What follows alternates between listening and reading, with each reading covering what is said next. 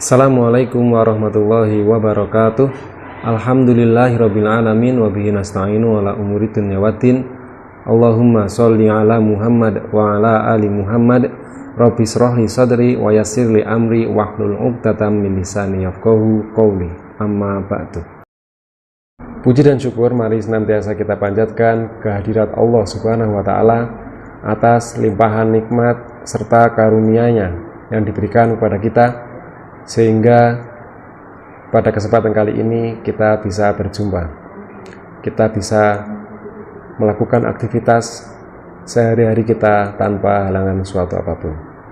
Sholawat serta salam semoga tercurahkan kepada Nabi Muhammad Sallallahu Alaihi Wasallam, kepada keluarga, kepada para sahabat, dan kepada para pengikut beliau hingga yaumil akhir. Pada kesempatan kali ini, saya akan menyampaikan sebuah cerita tentang seorang raja. Raja ini memiliki hobi, yaitu berburu. Raja tersebut memiliki teman yang sangat ia percaya dan yang ia sayangi. Dimanapun sang raja berada, temannya tersebut akan mendampinginya. Ketika raja berjalan-jalan keluar istana, teman tersebut berada di samping sang raja untuk berjalan-jalan juga. Ketika sang raja berada di dalam istana, sahabatnya tersebut berada di sebelah sang raja. Suatu ketika, sang raja akan atau ingin memotong buah. Tanpa sengaja, jari sang raja ikut terpotong. Kemudian bingunglah sang raja karena darah bercucuran. Kemudian si sahabat tadi, dia hanya berkata, "Khair insyaallah.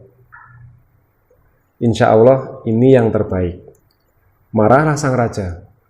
Jarinya terpotong, sahabatnya mengatakan, "Ini yang terbaik. Kok bisa jari saya kepotong? Kok ini yang terbaik?" Seperti itu. Akhirnya sang raja memerintahkan kepada prajuritnya, kepada pengawalnya, untuk menjebloskan sahabatnya tersebut ke dalam penjara. Kemudian sahabatnya tadi tetap berkata, "Khair insyaallah. Insyaallah ini yang terbaik." Seiring berjalannya waktu, jari yang terputus, luka sudah mengering, sang raja ingin berburu kembali. Saat berada di bibir hutan, pengawal-pengawal kerajaan diperintahkan untuk menunggu. Kemudian sang raja berjalan sendiri berburu menuju ke dalam hutan. Tanpa terasa, perjalanan sang raja sudah sangat jauh dan ternyata sudah melewati batas kerajaannya. Tiba-tiba sang raja ditangkap oleh suku primitif.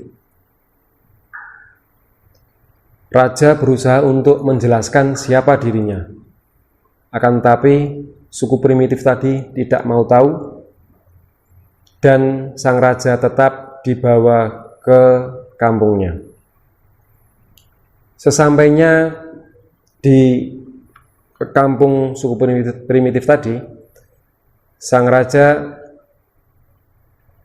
sangat kaget karena ternyata kepala suku mengatakan bahwa hari ini adalah hari persembahan. Tangkapan kita kali ini akan kita jadikan tumbal. Seketika itu, sang raja menggigil kedinginan karena merasa ketakutan.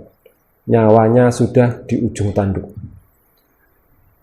Saat itu juga, kepala suku memerintahkan kepada Al-Guju, berbadan kekar, memegang pedang. Dilihatlah oleh Al-Guju dari ujung atas sampai ujung bawah diteliti setiap lekuk tubuh sampai kepada ujung jari sang raja. Akhirnya Al-Gojo tadi berbisik-bisik kepada kepala suku, wahai pemimpin kita, orang ini tidak dapat kita jadikan tumbal karena jarinya cacat. Akhirnya kepala suku membebaskan sang raja tadi. Sang raja akhirnya mengucap khair insya Allah. Kejadian ini yang terbaik insya Allah. Pulanglah sang raja di kediamannya. Ia segera untuk mencari sahabatnya yang ia penjarakan.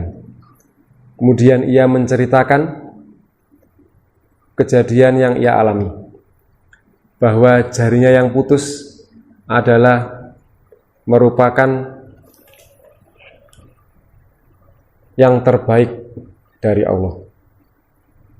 Kemudian sang raja bertanya, wahai sahabatku, kemudian apa yang engkau syukuri? Kebaikan apa yang engkau dapatkan ketika engkau berada di dalam penjara? Sahabat raja tadi berkata, wahai paduka raja, dimanapun engkau berada, aku akan selalu mendampingimu. Ketika engkau berburu dan ditangkap, kita akan ditangkap bersama. Ketika engkau tidak dijadikan tumbal, maka akulah yang akan menggantikan engkau sebagai tumbal. Akhirnya mereka tertawa bersama di dalam penjara. Baik, itu saja cerita kali ini. Allah Subhanahu wa taala berfirman dalam Al-Qur'an surat Al-Baqarah ayat 216.